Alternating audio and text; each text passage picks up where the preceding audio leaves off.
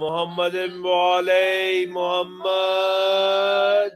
بسم الله الرحمن الرحيم الحمد لله الذي جعلنا من المتمسكين بولاية أمير المؤمنين اللهم إياك نعبد وإياك نستعين الصلاة والسلام بتحية والإكرام على أشرف الأنبياء والمرسلين وأولاده الطيبين الطاهرين المعصومين ثم الصلاة والسلام على الصديقة المباركة الرازية المرزية عالمة غير معلمة السيدة فاطمة الزهراء صلوات الله عليها ولعن الله تعالى على أعدائهم أجمعين أما بعد فقد قال الحق سبحانه وتعالى في كتابه المجيد وفرقان الحميد وهو أصدق القائلين وقوله الحق بسم الله الرحمن الرحيم ثم أورثنا الكتاب الذين اصطفينا من عبادنا.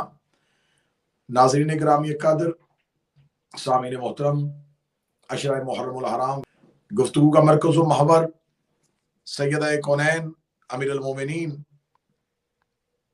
علی بن ابی طالب علیہ السلام کے مقدس ترین ظہور پہ درود سارے حضرات مل کے بلند آواز سے اللہم صلی علی محمد وعلی محمد. بسم اللہ کے خداوند متعال نے سورہ مبارکہ فاتح میں یہ ارشاد فرمایا ثم اورثنا الکتاب الذین اصطفینا من عبادنا، پھر ہم نے وارث کر دیا الکتاب کا ان لوگوں کو جنہیں ہم نے مصطفیٰ کیا ہوا تھا. یکم محرم سے لے کے آج کی اس نشست تک ہم مسلسل آپ کی سماعتوں کو یہ گفتگو ہدیہ کر رہے ہیں کہ خداوند متعال نے قرآن میں کسی الکتاب کا تذکرہ کیا ہے. وہ جس الکتاب کا تذکرہ کیا ہے اس کے بارے میں خدا فرماتا ہے کہ خشک و تر کا ذکر بھی اسی کتاب میں ہے، بحر و بر کا ذکر بھی اسی کتاب میں ہے، تفصیلات انبیاء بھی اسی کتاب میں ہیں، انبیاء ما سبق کے واقعات بھی اسی کتاب میں ہیں، حاضر اور غائب بھی اسی کتاب میں ہے، زمین کا اصغر و اکبر بھی اسی کتاب میں ہے. حتیٰ کہ خداوند متعال مسلمانوں کو ظاہری طور پہ یہ ارشاد فرما رہا ہے کہ اصل خداوند متعال نے جس کے اندر تمام تفصیلات ارشاد فرمائی ہیں وہ تذکرہ الکتاب میں ہے. میرے مالک وہ الکتاب کون سی ہے؟ تو خداوند متعال نے ایک دوسری آیہ کریمہ میں ارشاد فرمایا ثم اوحینا، پھر ہم نے وحی کر دی تھی اپنے نبی پر. قرآن کی وحی ہوئی تھی تاکہ وہ کتاب کی تصدیق کرے. قرآن وحی کرتا ہے اور تصدیق کتاب کی ہوتی ہے. قرآن متعدد آیات میں کتاب کی تصدیق کر رہا ہے.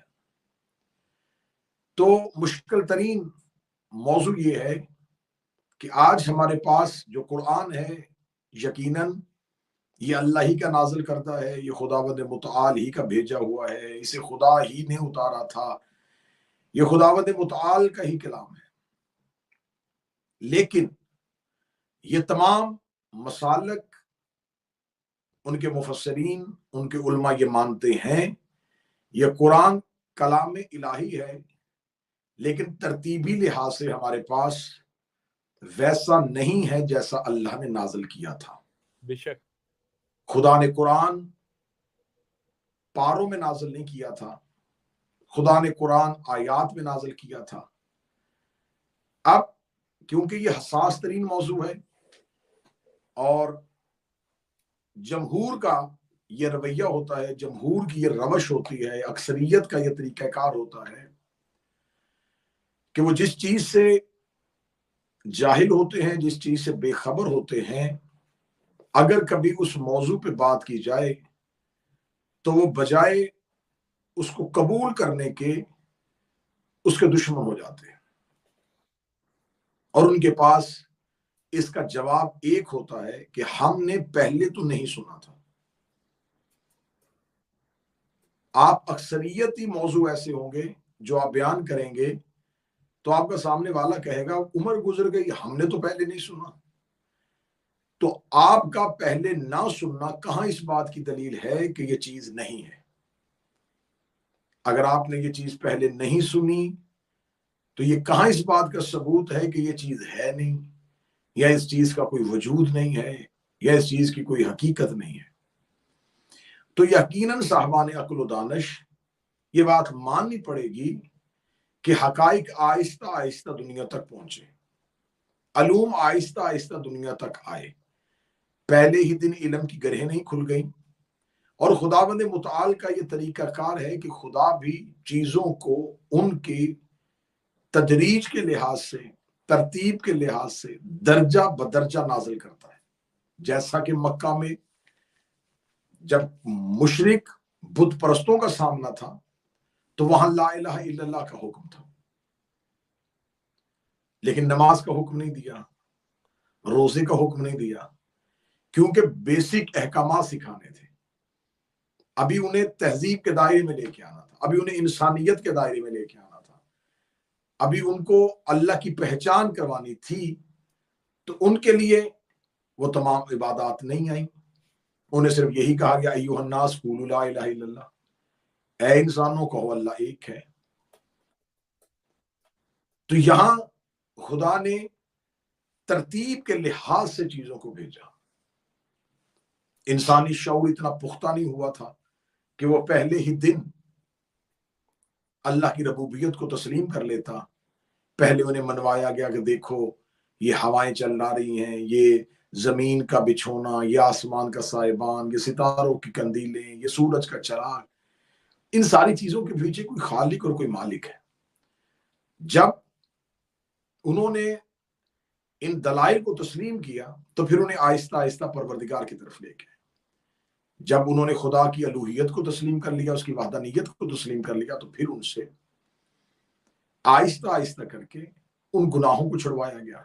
بت پرستی چھوڑ دو، بیٹیاں زندہ نہ دفن کیا کرو، شراب کو حرام قرار دے دیا، جوا حرام قرار دے دیا۔ یہ تمام وہ مغلظات، یہ تمام وہ لغویات، یہ تمام وہ گناہ جو عربوں میں کثرت سے تھے، انہیں ترتیب سے ختم کروایا، کیونکہ اسلام لانے سے پہلے ان کے ذہنوں کو صاف کرنا تھا۔ تو یہاں میں ایک لفظ کہہ دیتا ہوں کہ پہلے ہی دن ان کو لا الہ کے بعد محمد رسول اللہ اور احکامات پروردگار اس لیے نہیں پہنچائے کہ برتن ہی اتنے گندے تھے کہ ان میں اسلام کا بہترین مشروب ڈالا ہی نہیں جا سکتا تھا۔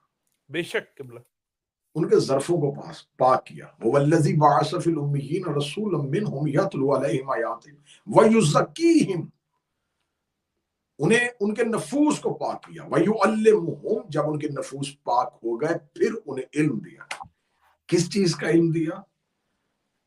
يُعَلِّمُهُمُ الْكِتَابَ وَالْحِکمَةَ، جب میرے نبی نے ان کے نفوس کو پاک کر دیا تو پھر انہیں الکتاب کا علم دیا۔ مشہور ترین آیا ہے، اسے آیا بعثت کہتے ہیں، آیا بعثت کہتے ہیں، رسول کی مبعوث کی آیت۔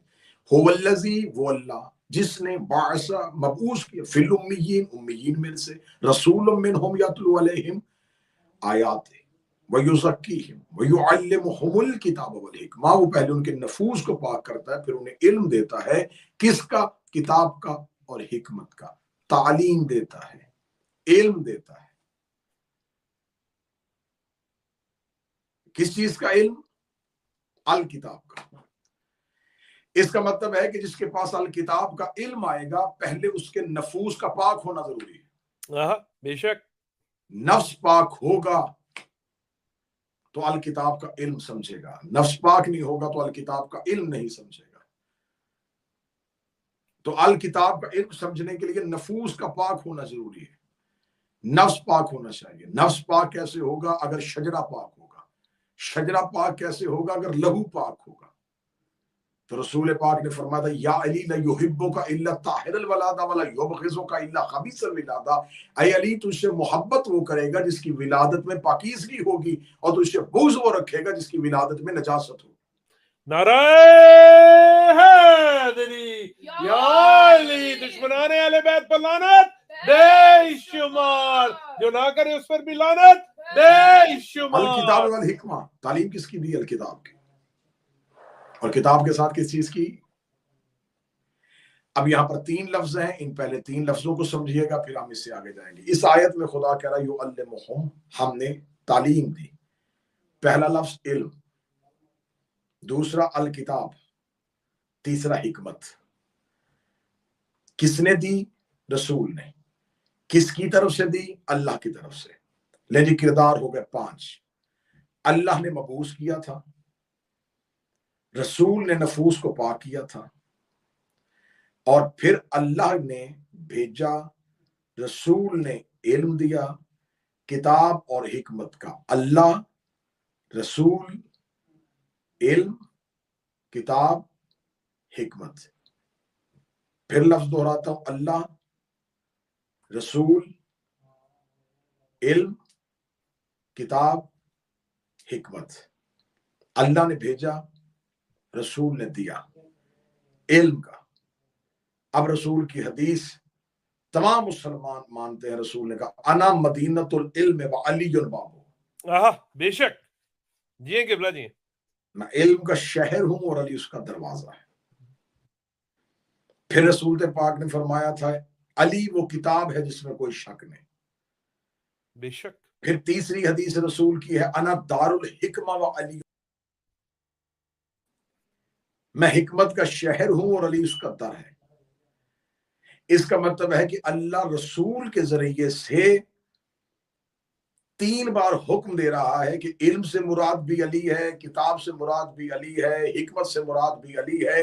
خدا کہتا ہے میرا مصطفیٰ کو مبعوث کرنے کا کوئی مقصد نہیں تھا، کوئی مقصد نہیں تھا کہ ان عرب کے جاہلوں کو انسان بنا، ان عرب کے وحشی بدوؤں کو جو جانوروں سے بدتر زندگی گزارتے تھے، ان کے لیے صرف 3 کام کرنے کے لیے آیا تھا. وہ 3 چیزیں کیا تھی؟ فرمایا مبعوث کیا تھا میں نے اپنے مصطفیٰ کو صرف اس لیے تاکہ یہ علی کی تعلیم دے سکے، تاکہ یہ علی کے دروازے پہ لے کے آ سکے، یا کہ علی کا علم دے سکے. کیونکہ یہاں پر آیت نے 3 لفظ کہیں، علم، کتاب، حکمت. علم سے مراد بھی علی ہے، کتاب سے مراد بھی علی ہے، حکمت سے مراد بھی علی ہے. اس کا مطلب مقصد رسالت تشہیر ولایت علی، مقصد رسالت تبلیغ ولایت علی، مقصد رسالت اعلان ولایت علی. اگر کوئی بندہ کہے کہ پہلے دن ہی رسول نے مبعوث ہو کے علی کی ولایت اور علی ہی کی حکمت اور علی ہی کی محبت اور علی ہی کی ولایت کا حکم کہاں دیا تھا، تو یہ تو میں نے پڑھی تھی پہلی آیت کہ مبعوث کیا تھا تمہیں صرف اس کام کے لیے تاکہ تم لوگوں کو علم بتائے، کتاب بتائے، حکمت بتائے. علم بھی علی، کتاب بھی علی اور حکمت بھی علی.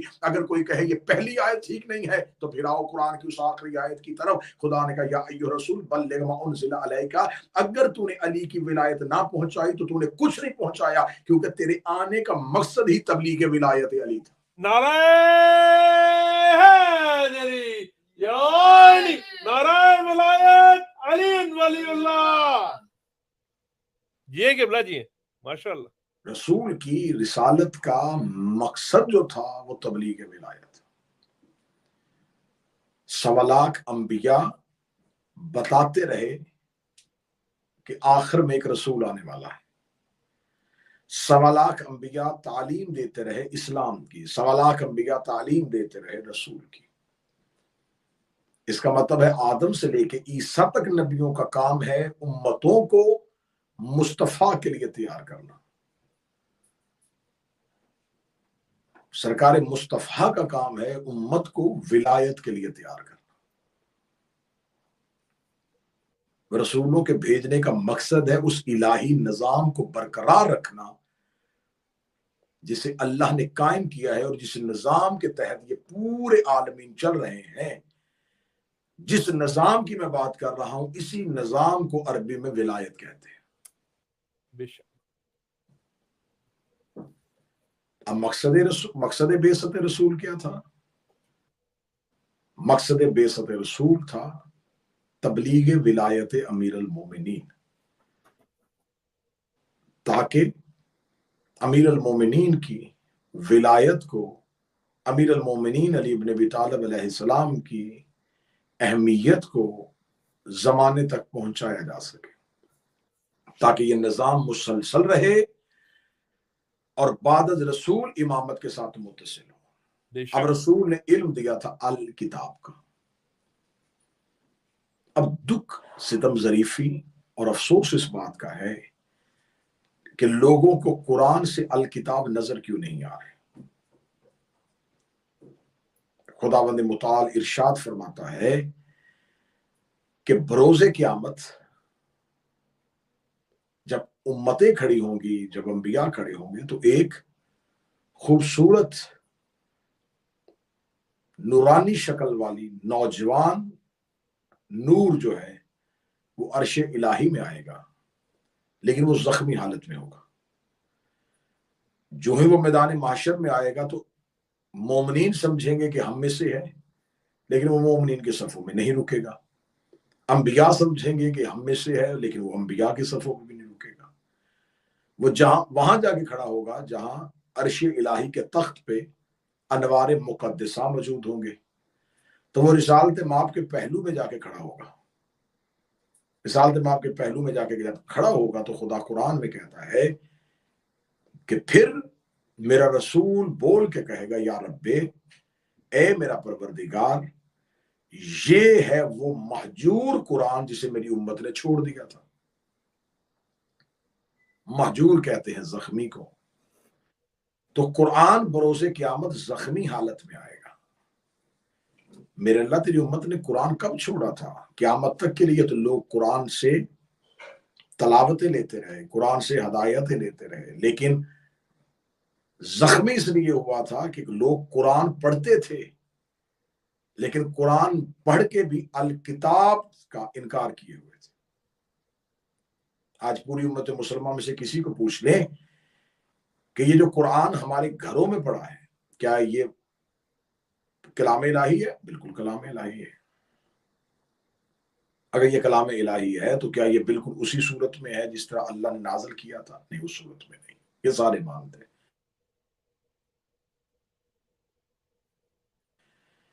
सूरत में क्यों नहीं है? कहते वो इस सूरत में इसलिए नहीं है कि जमाए कुरान रसूल ने अपनी जिंदगी में नहीं किया था। मेरे हर मसलक, हर फिरके के लोग इस वक्त गुफ्तगू को सुन रहे हैं, मैं उनसे सवाल करना चाहूंगा कि जिस रसूल पर ये कुरान उतरा था, जब उसी रसूल ने ही इसको जमा करना अहम नहीं समझा, तो फिर उम्मत का कसूर क्या है? तजमीय कुरान, कुरान अगर नबी की जिंदगी में जमा नहीं हुआ तो फिर माज़ल्ला सुम्मा माज़ल्ला जिस रसूल ने उम्मत को इतना बता दिया कि मसवाक दाएं से बाएं नहीं करनी, ऊपर से नीचे करनी, जिस रसूल ने उम्मत को दाढ़ी के बालों का बता दिया कि कितने होने चाहिए, इतने बारीक मसले बता गए, और जो सबसे अहम काम था कुरान जमा करना, वो किया ही नहीं। ये कुरान जमा कब हुआ? ये नहीं है कि ये सिर्फ शिया अकीदा है, तमाम का अकीदा है। पहली आयत है इकरा बिस्मि रब्बिकल्लज़ी खलक। अहले सुन्नत भाइयों के नजदीक ये पहली आयत है, पढ़ अपने रब के नाम से, इकरा बिस्मि रब्बिकल्लज़ी खलक, पढ़िए अपने रब के नाम से। ये पहली आयत कुरान के आगाज में नहीं है। आखिरी आयत अल यौम अकमलतु लकुम, ये कुरान के इख्तिताम में नहीं है।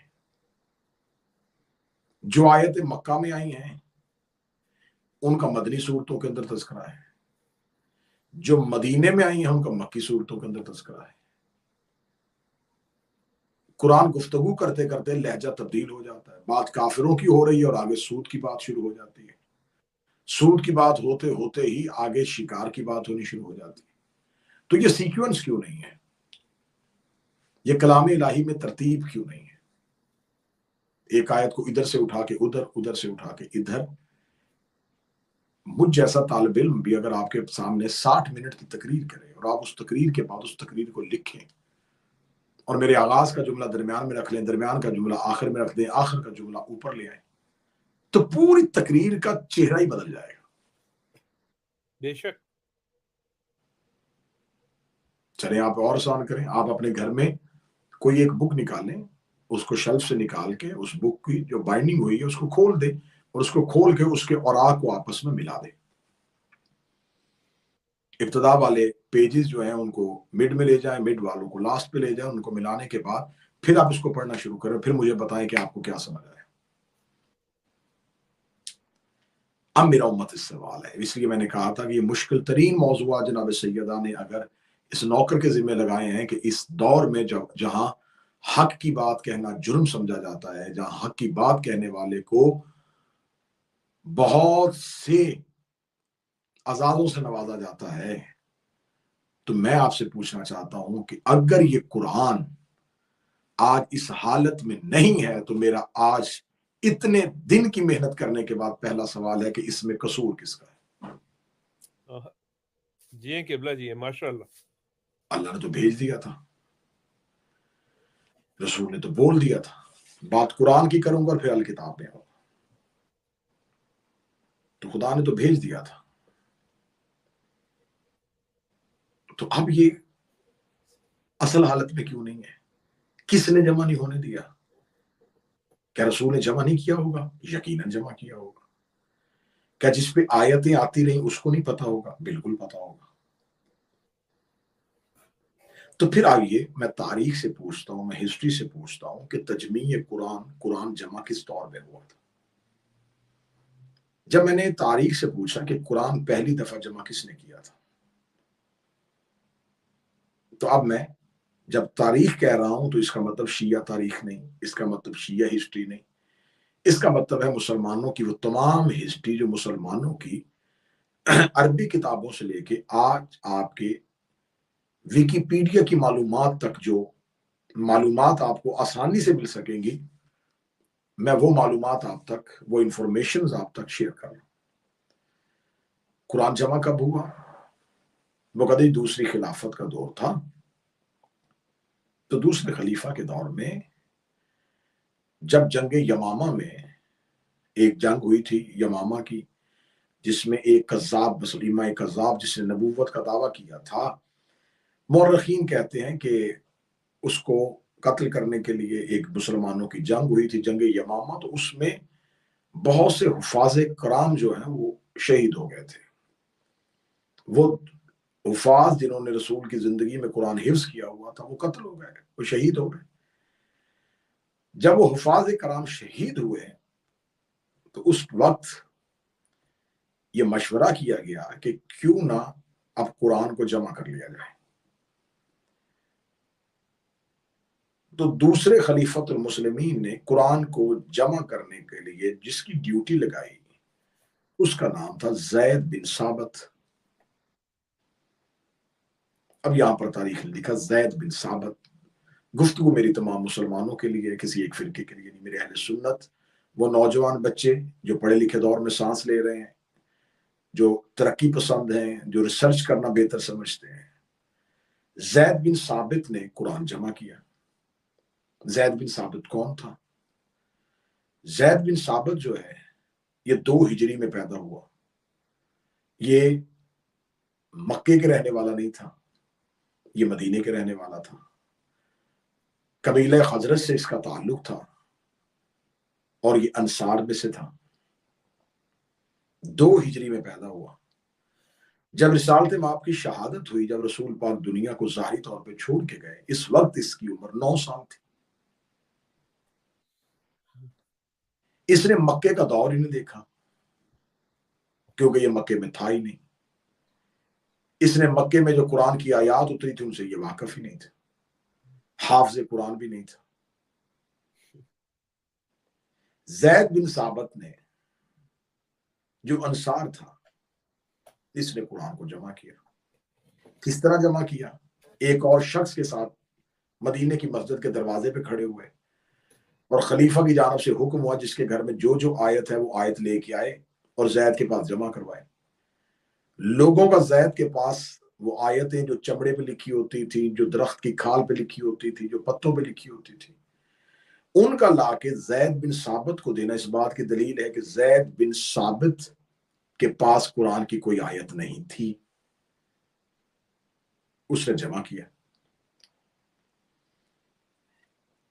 اب جب اس کو قرآن کمیٹی کا چیئرمین بنایا گیا تو یہ 25 ہجری ہے. یہ تاریخی واقعات ہیں جو میں آپ تک ایک ریسرچ پیپر کی صورت میں بھیج رہا ہوں. سبحان اللہ قبلہ. زید بن ثابت جو ہے، اب آپ مجھ پہ سوال اگلا کریں. زید بن ثابت وہ ہے جس نے سقیفہ بنی سعدہ میں انصار کی جانب سے سب سے پہلے ابو بکر کے ہاتھ پہ بیعت کی تھی. یہ سب سے پہلا انصاری نوجوان ہے. لعنت بے شمار. حضرت کی جانب سے سب سے پہلی پہل اس نے کی تھی بیعت کی، دوسرے خلیفہ کے ہاتھ پہ بیعت کی، تیسرے خلیفہ کے ہاتھ پہ بیعت کی، اور جب مولا امیر المومنین کو خلافت ملی تو اس نے مولا امیر المومنین کے ہاتھ پہ بیعت نہیں کی تھی. یہ ہے زید بن ثابت کی ہسٹری کہ اس کو عثمانی کہا جاتا تھا اس لیے کہ اس نے 3 خلافتوں تک تسلیم کیا تھا اور مولا علی کی خلافت کو تسلیم نہیں کیا تھا. لعنت بے شمار. یہ انصار کے ساتھ اس کا تعلق تھا. اب میرے مسلمان، میرے اہل سنت برادران، یہ ہے قرآن کمیٹی کا چیئرمین جو رسول کی رحلت کے وقت 9 سال کا تھا، 2 ہجری میں دنیا میں آیا تھا، مکہ کا دور دیکھا نہیں تھا. اب میرا اپنے اہل سنت بھائیوں سے سوال ہے کہ جس وقت زید بن ثابت کو دوسرے خلیفہ قرآن جمع کرنے پہ عہدے پہ فائز کر رہے تھے، کیا اس وقت رسول کے جلیل القدر صحابہ نہیں تھے؟ کیا حضرت عبداللہ ابن عباس جیسا مفسر قرآن نہیں تھا؟ کیا حضرت مقداد جیسا صحابی نہیں تھا؟ چھوڑیں، کیا وہ صحابی ابھی زندہ نہیں تھے جس کے بارے میں کہا تھا رسول نے کہ ابو ذر سے زیادہ سچا زمین نے اٹھایا نہیں اور آسمان نے سایہ نہیں کیا؟ حضرت ابو ذر غفاری موجود، حضرت مقداد موجود، حضرت عمار یاسر موجود، حضرت عبداللہ ابن عباس موجود، حضرت عبداللہ ابن مسعود موجود. چھوڑیں آپ یہ کہیں گے یہ تو مولا علی کے گروپ کے لوگ تھے. عشرہ مبشرہ موجود تھے، جن 10 صحابہ کو آپ کہتے ہیں کہ نبی نے جنت کی بشارت دی تھی، آپ کے عقیدے کے بتاؤ، وہ بھی موجود تھے. تو اتنے احباب کے ہوتے ہوئے زید بن ثابت کو قرآن جمع کرنے میں کیوں لگایا؟ پھر زید بن ثابت نے جب قرآن جمع کر لیا تو اس وقت پھر جب تیسری خلافت کے دور میں آرمینیا اور آذربائیجان پہ جنگ ہوئی اور مسلمانوں نے حملے کیے اور وہاں سے لوگ مسلمان ہو کے آئے، تو رسالت مآب کے دور میں صرف مدینے کے لوگ مسلمان نہیں تھے، دور دراز کے لوگ جو مسلمان ہو چکے تھے وہ نبی سے آیتیں لکھ کے چلے گئے تھے. جب آذربائیجان تک اسلام پہنچا اور کثیر تعداد جو ہے وہ اسلام کے لشکر میں داخل ہوئی، تو اس وقت لشکر اسلام میں وہ لوگ جو رسول کی زندگی میں مسلمان ہوئے تھے اور پھر چلے گئے تھے، رسول کے پاس آئے تھے، چند آیتیں سنی تھی اور پھر اپنے اپنے یمن، مصر اور افریقہ اور ادھر چلے گئے تھے. جب وہ اکٹھے ہوئے تو انہوں نے کہا جی میرے پاس تو یہ آیت ہے، میرے پاس یہ آیت ہے، میرے پاس یہ آیت ہے، میرے پاس یہ آیت ہے. اب جو آیتیں وہ صحاب لے کے آ رہے تھے جو دور دراز کے علاقوں سے آئے تھے، وہ مدینے کے لوگوں کے پاس نہیں تھی. تو اب یہاں پر اہل سنت کی تاریخ یہ کہتی ہے کہ تیسرے خلیفہ نے مناسب سمجھا کہ قرآن دوبارہ جمع کیا جائے، کیونکہ بہت سی نئی آیات جو تھی وہ لوگ لے کے آ گئے تھے. اب میرا برادران اہل سنت سے سوال ہے، ہم شیعہ کافر سے، ہم شیعہ گناہگار سے، ہم شیعوں کو آپ بالکل برا سمجھیں، لیکن آپ اپنی ہسٹری پڑھ کے بتائیں کہ جب تیسرے خلیفہ کے دور میں انہوں نے کہا کہ قرآن کی بہت سی آیات رہ گئی، ان کو دوبارہ جمع کیا جائے، تو اگر قرآن تیسرے خلیفہ کے دور میں دوبارہ جمع ہوا تو پہلے 2 خلفاء کے دور میں جو قرآن تھا وہ نامکمل تھا. تو اب بتائیں کہ ان 2 خلفاء کا دور کیا تھا؟ اس دور میں جو احکامات ہوئے، اس دور میں جو اسلام نافذ ہو رہا تھا، وہ پھر کیا تھا؟ پھر آپ نے لکھا کہ تیسرے خلیفہ نے پھر دوبارہ قرآن جمع کروایا. جب پھر دوبارہ قرآن جمع کیا تو انہوں نے پھر ایک کمیٹی بنائی اور اس کمیٹی کا سربراہ پھر زید بن ثابت کو بنایا اور 3 لوگ اس کے ساتھ اور شامل کر دیے. یہ جو میں ہسٹری پڑھ رہا ہوں میں پھر بار بار ریپیٹ کر رہا ہوں کیونکہ یہ مجلس ہمارے اس چینل سے جب نشر ہوتی ہے تو اس کے بعد مجھے اکثر دیکھنے کو ملتا ہے کہ بہت سارے لوگ بہت سارے چینلز میں ان کو اپنی اپنی ٹائٹلز کے ساتھ اپلوڈ کرتے ہیں. تو ہمیں کوئی اس سے کسی قسم کا کوئی گلا نہیں ہے، آپ جتنا چاہیں اس کو نشر کر سکتے ہیں، لیکن میں ایک گزارش کروں گا کہ کیونکہ یہ ریسرچ ہے، یہ تحقیق ہے، تو آپ اگر اس گفتگو کو اپنے کسی بھی چینل پہ اپلوڈ کریں گے تو آپ اس کا ٹائٹل اور تھم لے لیجئے گا کہ قاتل قرآن کون ہے. جی قبلہ جی، کیونکہ محرم ہے، قاتلان حسین سے پہلے قاتلان قرآن کو پکڑو. تو پھر میں اگلا لفظ کہوں گا عزاداروں کے لیے، قاتلان قرآن ہی تو قاتلان حسین تھے۔ جی قبلہ جی، لعنت بے شمار رام ساتھوں۔ تو اب تیسرے خلیفہ کے دور میں پھر ایک کمیٹی بنی، زید بن ثابت کے ساتھ پھر 3 لوگوں کو بٹھا دیا۔ جو 3 لوگوں کو بٹھایا وہ کون تھے؟ سعید بن عاص، اس کو ساتھ بٹھایا گیا۔ پھر ایک دوسرا شخص ابن حشام، اس کو اس کمیٹی میں بٹھایا گیا۔ ابھی جو سعید بن عاص تھا، یہ سعید بن عاص کون تھا؟ یہ بنو امیہ کے ساتھ اس کا تعلق تھا۔ سعید بن عاص اموی تھا، بنو امیہ کے ساتھ اس کا تعلق تھا۔ عمر بن عاص کا یہ بھائی تھا، لعنت بے شمار۔ باپ اس کا عاص تھا۔ اہل بیت علیہ السلام سے بغض تھا، اور اس کا باپ جنگ بدر میں علی نے مارا تھا۔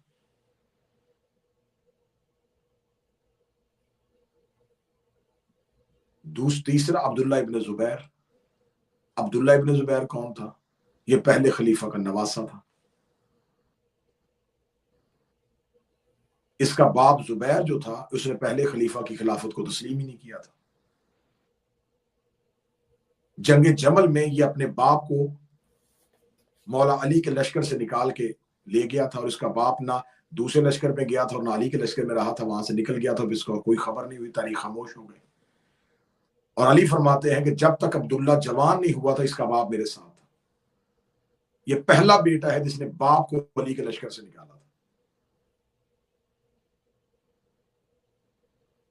اگلی بات سن لیجیے، یہ کون تھا عبداللہ ابن زبیر؟ عبداللہ ابن زبیر وہ تھا جس نے مقام حواب میں جا کے جب علی کے مخالف زوجہ پیغمبر کا اونٹ، وہاں سے اونٹنی گزری تھی تو حواب کے کتے بھونکے تھے، تو انہوں نے اپنے اونٹ پہ بیٹھ کے کہا تھا کہ یہ وہ جگہ ہے۔ کون سی جگہ یہ؟ کیونکہ مجھے رسول نے کہا تھا کہ میری بیویوں میں سے ایک بیوی ہوگی جس کو مقام حواب کے کتے بھونکیں گے۔ تو عبداللہ ابن زبیر نے جھوٹی قسم دے کے کہا تھا کہ یہ مقام حواب نہیں ہے۔ لعنت بے شمار۔ جس نے اسلام کی پہلی جھوٹی قسم کھائی تھی، مسلمانوں نے اس شخص سے قرآن لیا ہے۔ لعنت بے شمار۔ تو اب تیسرا ابن حشام۔ ابن حشام کون تھا؟ آل محمد علیہ السلام سے بغض رکھنے والے۔ اس کی مکمل ہسٹری میں پڑھوں گا تو ایک ایک بندے پہ 30-30 منٹ چاہیے مجھے۔ تو جن 4 لوگوں نے قرآن جمع کیا تھا تیسری خلافت کے دور میں، ان 4 لوگوں میں جو ایک چیز مشترک پائی جاتی تھی وہ بغض علی تھا۔ دشمنان اہل بیت پر لعنت بے شمار۔ تو آپ مجھے بتائیں کہ جن کے اندر بغض علی آپس میں مشترکات میں ہو، تو اس قرآن کی آیت کو قرآن میں آنے دیں گے جس میں فضیلت علی ہوگی، جس میں فضائل علی ہوگا؟ یہ بہت سینسٹیو موضوع ہے، بہت حساس موضوع ہے۔ تو انشاءاللہ کل والی مجلس میں آپ کے سامنے یہ پڑھیں گے کہ تحریف قرآن کب، کہاں، کن لفظوں کے ساتھ ہوئی تھی، قرآن کی کن آیتوں کو تبدیل کیا گیا تھا، کس آیت میں کہاں کہاں تذکرہ موجود تھا اور اسے تبدیل کیا گیا، اور پھر اس سے اگلی مجلس میں ہم بتائیں گے کہ اگر قرآن یہ تھا تو پھر الکتاب کو کیسے محفوظ کیا گیا تھا، اور وہ الکتاب اب کہاں ہے۔ اور انشاءاللہ پھر ہم اپنے موضوع کو نبھائیں گے۔ مجھے تو ہے حکم اذاں لا الہ الا اللہ۔ سبحان اللہ۔ ہمارا کام ہے ذہنوں پہ، شعور کے دروازوں پہ دستک دینا۔ بے شک۔ اندر سے آپ کنڈی کھولیں یا نہ کھولیں، آپ اپنا دروازہ ان لاک کریں یا نہ ان لاک کریں، ہمارا کام ہے آپ کے دروازے پہ، آپ کے شعور پہ آ کے دستک دے دینا کہ حق یہ ہے۔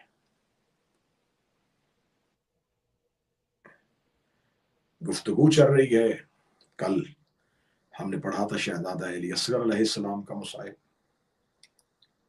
تو شاہ صاحب کوئی مخصوص مصائب ہے یا ہم موضوع کو ترتیب کے ساتھ چلا سکتے ہیں؟ بسم اللہ، ترتیب کے ساتھ بسم اللہ۔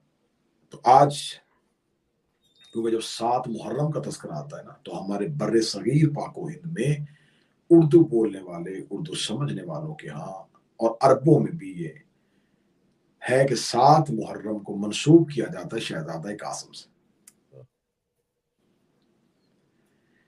शहजादा कासिम इब्न अल हसन,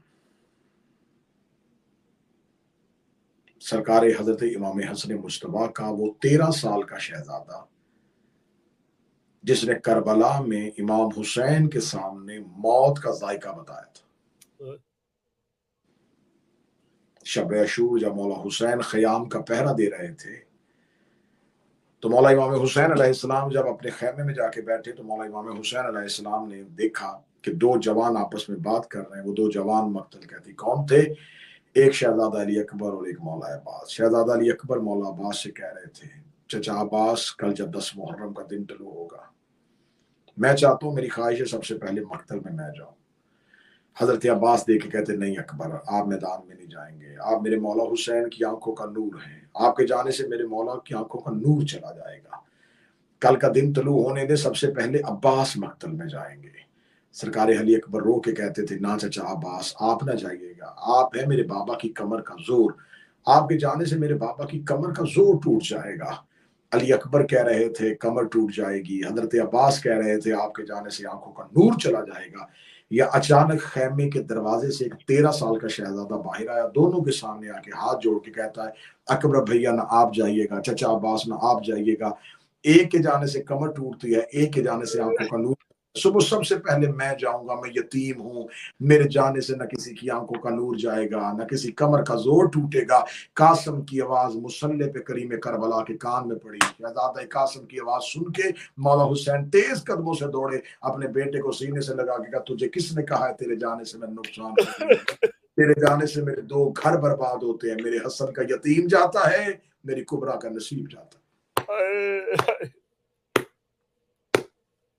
7 मुहर्रम पूरी दुनिया में जहां जहां मौला से मोहब्बत करने वाले हैं, अरबों के यहाँ भी रवाज है और बड़े सगीर के लोगों के यहाँ भी रवाज है। हम शहजादा कासिम की सेज बरामद करते हैं, हम शहजादा कासिम की मेहंदी बरामद करते हैं। कुछ मुकस्सरीन ये बकवास करते हैं, ये मेहंदी जो है ये तो है ही नहीं है, मेहंदी तो करबला में थी नहीं, तो मुझे बता करबला में पानी था तो सबील क्यों लगाते हो? शाम गरीबा तो चादर नहीं थी, चादरें तकसीम क्यों करते हो? हुसैन के खैमों में तो खाना नहीं था, न्याजे क्यों बांटते हो?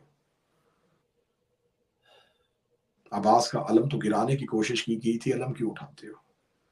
हुसैन की लाश तो बगैर दफन के थी, ताजिया क्यों बनाते हो? तो जवाब एक ही मिलेगा, पानी था नहीं, लेकिन हम तकसीम करके कहते हैं, मौला अगर हम करबला में होते हम तेरे बच्चों को पानी पिलाते। खाना नहीं, हम बांट के कहते हम करबला में होते हम खाना खिलाते।